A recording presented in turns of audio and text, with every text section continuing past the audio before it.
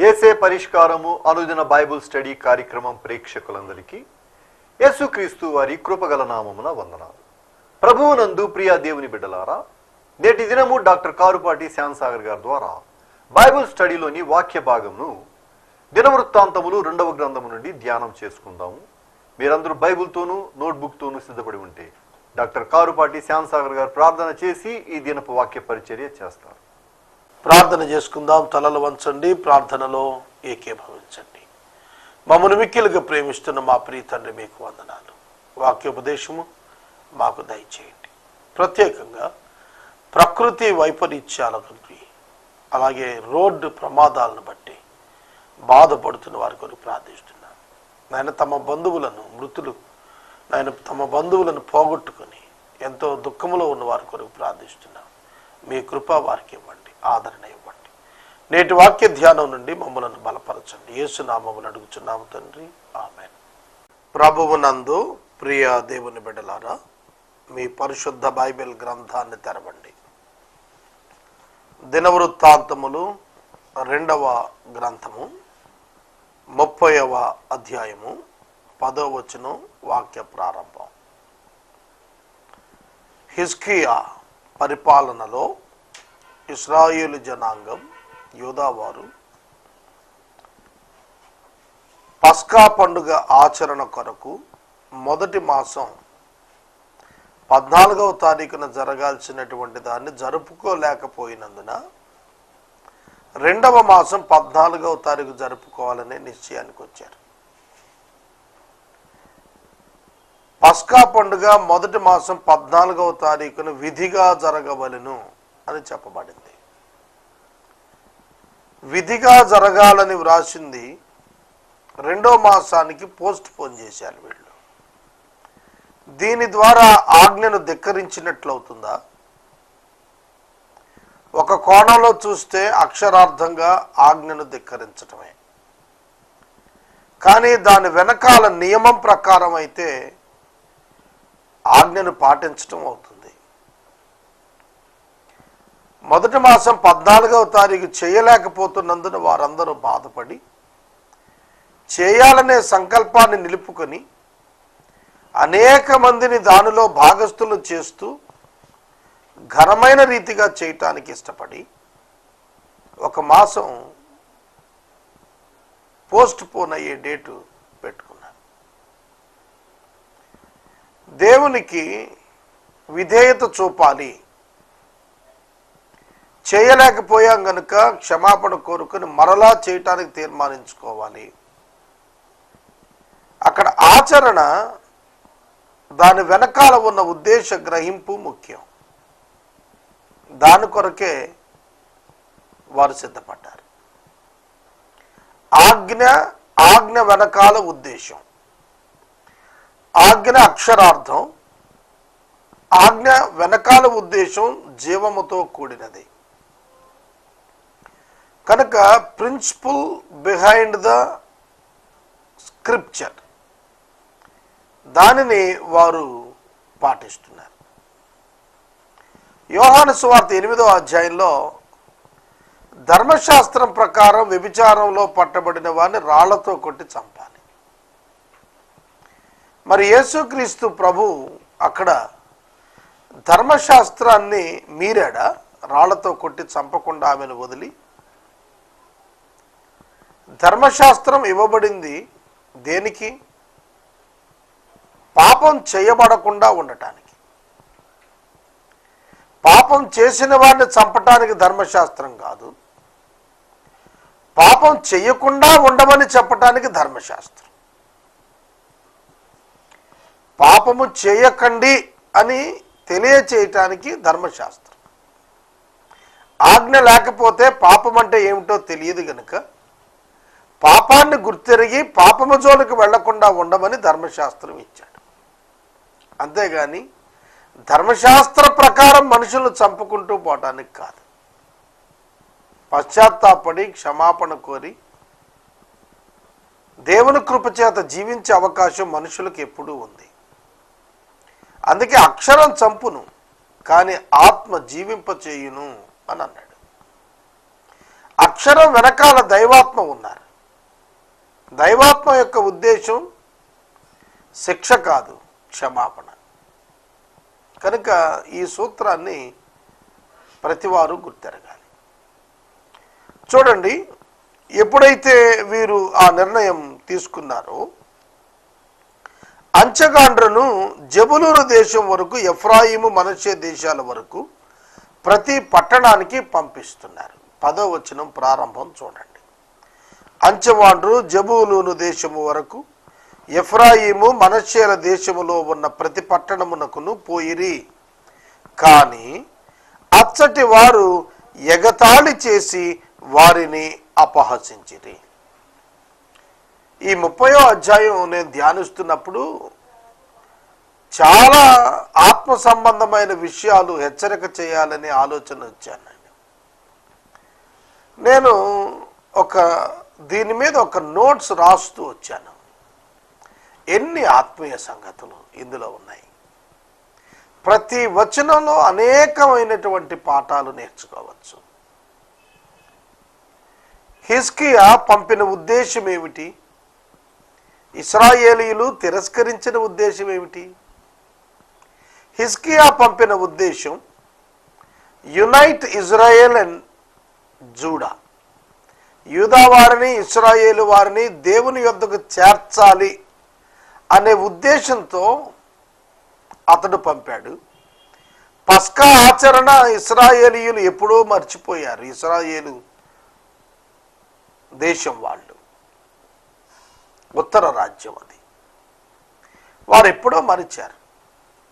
అందుకే వారికి కూడా సహోదరులు గనుక పార్టిసిపేట్ చేయమని చెప్పి పిలుపునిచ్చాడు.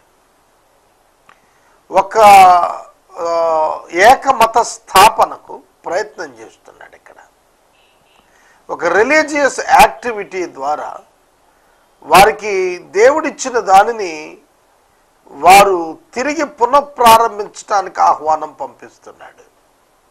కానీ వారు అపహసించారు, ఎగతాళి చేశారు. సోదరుడా, సోదరి, ఈ దినాన సువార్త ప్రకటన అపహాస్యానికి, ఎగతాళికి గురవుతోంది.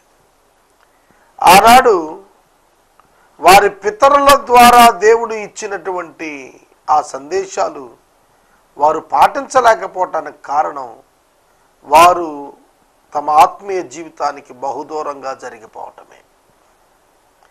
బహుదూరంగా జరిగిపోయారు. సెన్సిటివిటీ టు సిన్ అనే మాట మీరు విన్నారా? పాపం చేయాలి అన్నప్పుడు దానిని గురించి చాలా సెన్సిటివిటీ.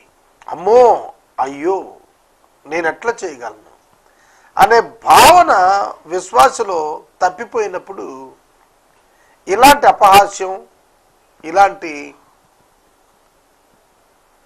ఎగతాళి వస్తాయి. ఎగతాళి చేసి అపహాసం చేస్తున్నారు. దేవుని పిల్లలకు ఎగతాళి, అపహాసం ఈ రెండు కూడని పనులు. ఎవరిని చూచి ఎగతాళి చేయకూడదు. It's a bad spirit, it's not divine. అది దైవ సంబంధం కాదు. ఎగతాళి చేయటం, అపహాసించటం దేవుని పిల్లల లక్షణం కాకూడదు. కీర్తనల గ్రంథం 1వ సంకీర్తనలో అపహాసకులు కూర్చుండు చోట కూడా కూర్చోవద్దని పరిశుద్ధాత్మ దేవుడు జ్ఞాపకం చేశాడు. సోదరుడా, సోదరి, నీవు అపహాసకులతో సంచరిస్తున్నావా? నీవును అపహాసకుడిగా మారిపోతున్నావా? ఏ విషయాన్ని నీవు అపహాస్యం చేయకూడదు. అది మనుషులను సంపాదించుకోవటానికి ఉపయోగపడదు, కానీ మనుషులను పోగొట్టుకుంటాం అపహాస్యం చేస్తే.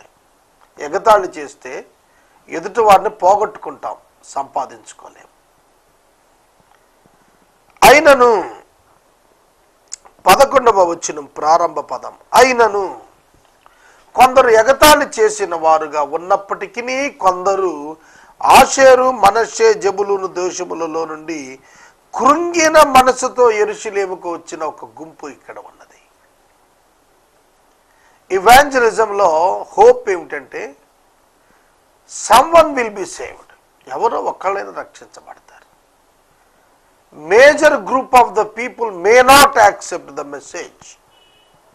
But very few are limited people can accept. ఎంతో విస్తారమైన జనానికి సందేశం ఇస్తే కొద్దిమంది అయినా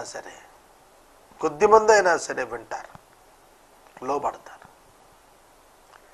చూడండి, విత్తనాలు విత్తుతూ పోతున్నటువంటి రైతు గురించి ప్రభువు చెప్పారు.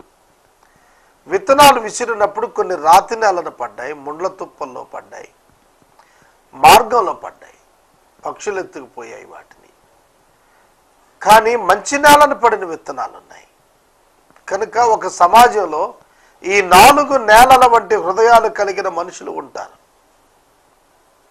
సమాజంలో ఉన్న ఈ 4 రకాల హృదయాలు కలిగిన వారు ఉండగా ఒక్కరే ఫలించేవారు ఇందులో, మంచి నేలను పడిన విత్తనాలు. కాబట్టి percentage of the believers are obedient people are always less. అన్ని సందర్భాల్లో చాలా తక్కువే ఉంటారు. కనుక సువార్త ప్రకటనలో సందేశాన్ని ప్రకటించినప్పుడు ప్రజలు విసుక్కున్నారని, పరామర్శించలేదని, అపహసించారని, ఎగతాళి చేశారని, థ్రెటన్ చేశారని ఎన్నడూ భావించద్దు. నీవు ప్రేమతో సువార్త చెప్పటం నేర్చుకోవాలి. Gospel is nothing but an invitation from above.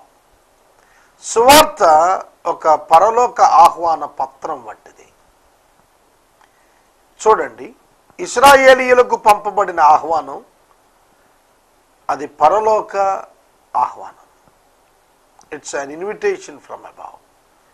దేవుడు చెప్పిన పని చేయటానికైన ఆహ్వానం. ఆహ్వానం మన్నించి వస్తారా? దైవ దీవెన. ఆహ్వానం ధిక్కరించి అపహసిస్తారా? దేవదూషణ.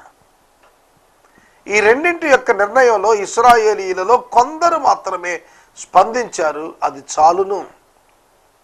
సోదరుడా, సోదరి, మనము అన్ని వేళలా ఒక సత్యాన్ని గుర్తుపెట్టుకోవాలి. అనేక మంది పిలువబడిన, ఏర్పరచబడిన వారు కొద్దిమందే ఉంటారు.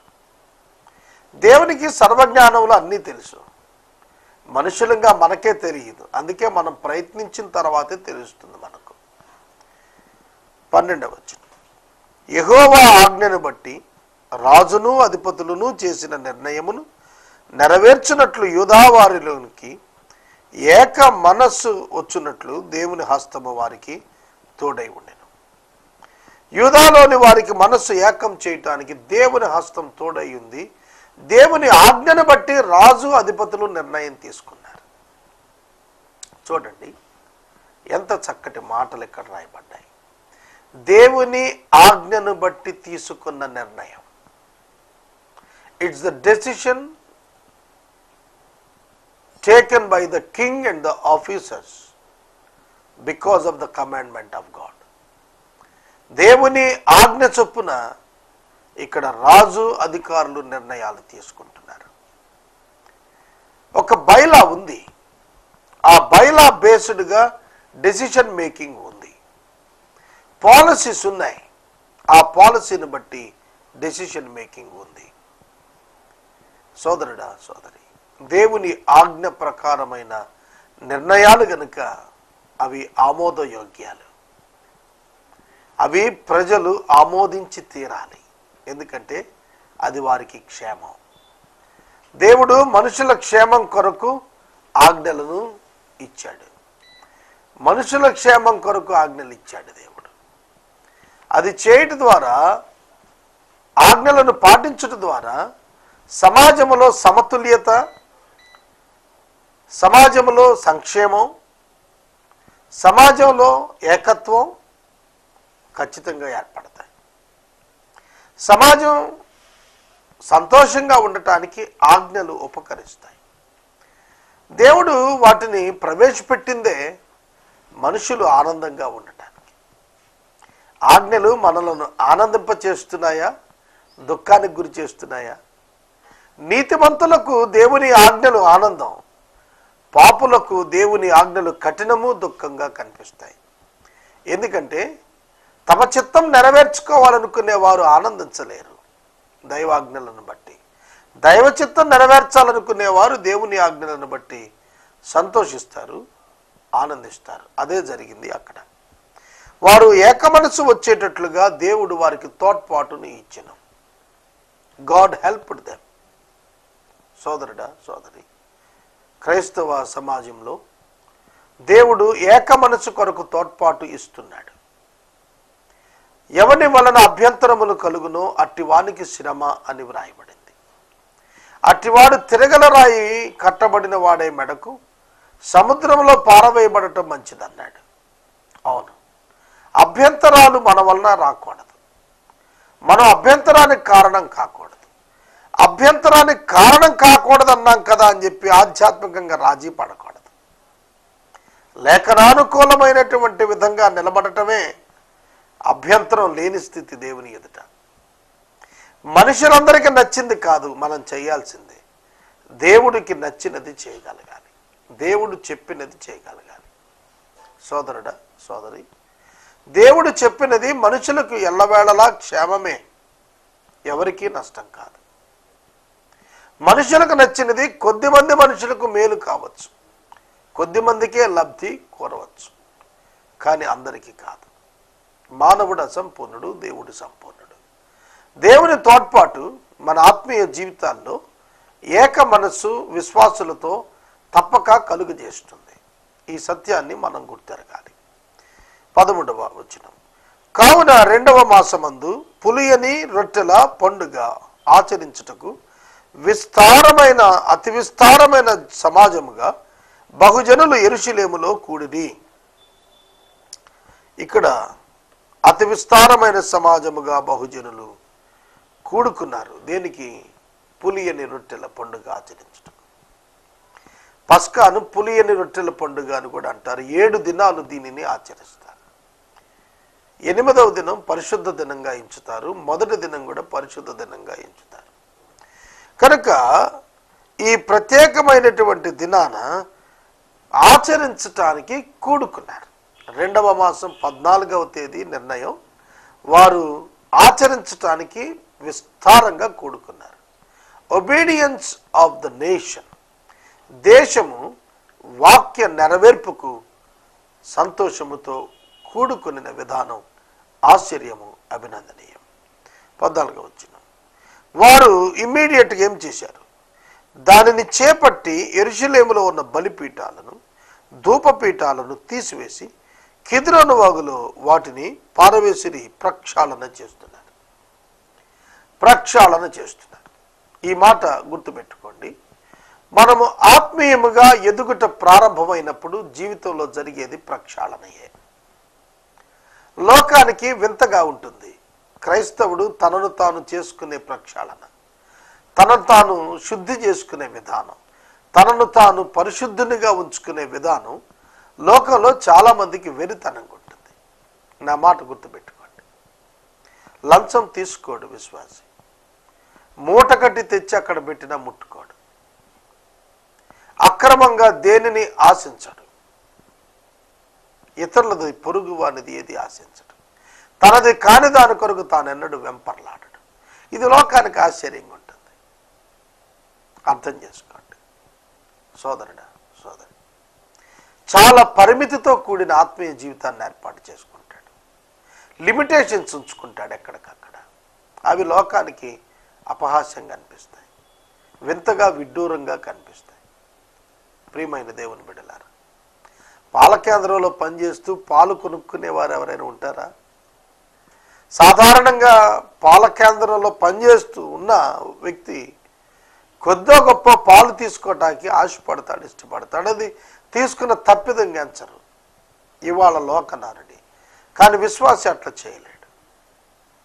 అలాగే డిస్ట్రిబ్యూట్ చేస్తున్న వ్యక్తి తనకు కొంచెం తీసుకోవటానికి ఇష్టపడతాడు, కానీ అది తనది కాదు కనుక క్రైస్తవుడు తీసుకోడు.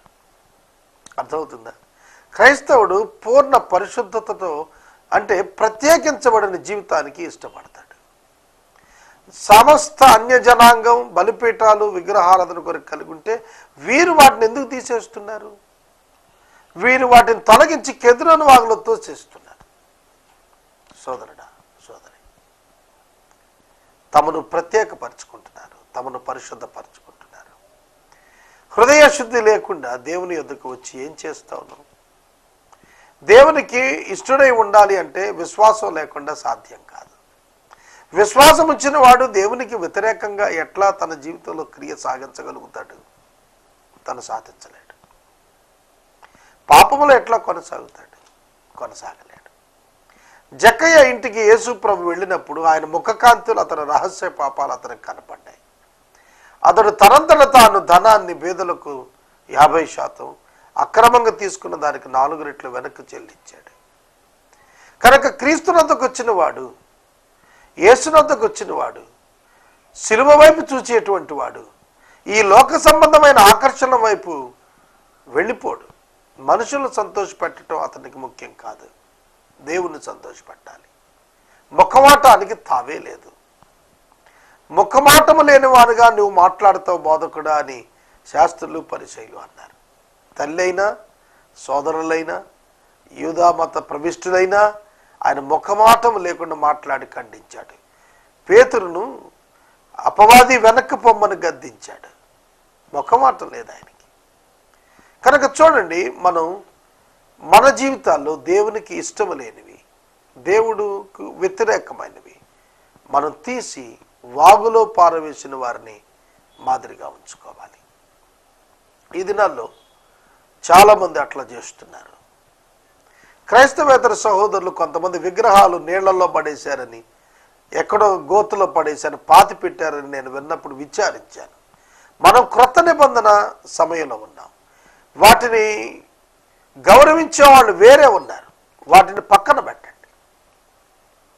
అంతేగాని వాటిని ఇతర మత విశ్వాసాలను అగౌరవపరుస్తున్న భావన ఇతరులు మనం కలిగిస్తే సువార్త వైపు వాళ్ళని ఎట్లా ఆకర్షించగలుగుతాం? వాటిని విడిచిపెట్టేస్తే పక్కకు పెట్టేసేయండి, తీసివేయండి. అంతవరకే కానీ నీళ్ళల్లో పారేయటం, భూమిలో పాతి పెట్టడం, లేకపోతే ఎక్కడో విసిరివేయటం, విరగగొట్టడం అట్లాంటి వాటికి వెళ్ళద్దు. నేను మనవి చేస్తున్నాను, యేసు ప్రభువుని అంగీకరించిన వ్యక్తి సజీవుడైన దేవుణ్ణి తెలుసుకున్నాడు కనుక ఇక విగ్రహం దగ్గరికి వెళ్ళలేడు. విగ్రహానికి అర్పించింది భుజించలేడు. ఎందుకంటే సజీవుడైన దేవుణ్ణి రుచి చూచిన అనుభవం అతనిది. అది క్రైస్తవేతరునికి అర్థం కాదు. విశ్వసించిన వానికి ఇది విడ్డూరంగానే అనిపిస్తుంది. వారిని ఒకంత బాధకు కూడా గురి చేస్తుంది ఈ అంశం. సమాజంలో ఇప్పుడు అనేక మంది దీని మీద విస్తార చర్చ కూడా చేశారు. సోదరుడా, సోదరి, నేను ఇక్కడ ఎంత ఎక్స్టెన్సివ్గా మాట్లాడుతున్నాను చూడండి. ఈ విషయం దగ్గర వారు కెద్రోను వాగులో బలిపీఠాలు, ధూపపీఠాలు పారేశారు. ఆనాడు వారికి ప్రత్యేకంగా ఆజ్ఞ ఇవ్వబడింది. ఈ రాత్రి నేను మనవి చేస్తున్నాను, మీరు యేసుక్రీస్తుని అంగీకరించిన వారైతే విగ్రహారాధన నుండి దూరంగా తొలగిపోవాలి. ఇది దేవుని యొక్క వాక్యం విశ్వాసికి ఇస్తున్నటువంటి ప్రధాన ఆజ్ఞ. 15వ వచనం, 2వ నెల 14వ దినమున వారు పస్కా పశువును వధించిరి. కొరింథీయులకు పౌలు గారు రాస్తున్నాడు, క్రీస్తు అను మన పస్కా పశువు వధించబడింది అన్నాడు. పస్కా పశువు వధించబడుట క్రీస్తును పోలినది. క్రీస్తు బలియాగానికి ముందు కాలంలో ఛాయగా అనుగ్రహించబడినటువంటిది అనేది తెలుసుకోవాలి. క్రీస్తు పస్కా వాస్తవ బలి పశువు. ఆయన వచ్చు పర్యంతం జంతు బలి జరిగింది. ఆయన వచ్చినప్పుడు ఆయన దేవుని ఎదుట తన స్వరక్తం ఇచ్చినందున ఇక ఏ బలితోనూ నిమిత్తం లేకుండా తొలగించబడింది. ఈ విషయం మనం అర్థం చేసుకోవాలి. నూతన నిబంధనలోని భక్తులు, క్రీస్తు బిడ్డలు, క్రీస్తునందు విశ్వాసం ఉంచిన భక్తులు బలులను ఇవ్వకూడదు. ఎందుకంటే క్రీస్తు బలి ఫైనల్ సాక్రిఫైస్, అదే అంతిమమైనటువంటి బలి, సంపూర్ణమైన బలి. ఇక ఏ బలులతోనూ పని లేకుండా క్రీస్తే తన స్వరక్తం చేత పాప పరిహారం ప్రక్షాళన చేశారు. కనుక నూతనంగా ఏ బలులు విశ్వాసులు ఇవ్వవలసిన పని లేదు. తరువాత 2వ నెల 14వ దినమున పస్కా పశువు వధించినప్పుడు యాజకులు లేవీయులు సిగ్గు పొంది తమను ప్రతిష్ఠించుకున్నారట.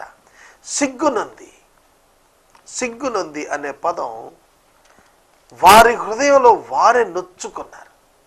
అయ్యో, మన పిలిపేమిటి, మన ఆధిక్యతలు ఏమిటి, మనకివ్వబడినటువంటి దైవ సందేశం ఏమిటి, వాటిని మనం ఎందుకు మరిచిపోయాము అనేది ఆనాడు వారు సిగ్గుపడి జ్ఞాపకం చేసుకొని దే స్టార్టెడ్ గివింగ్ సాక్రిఫైసెస్.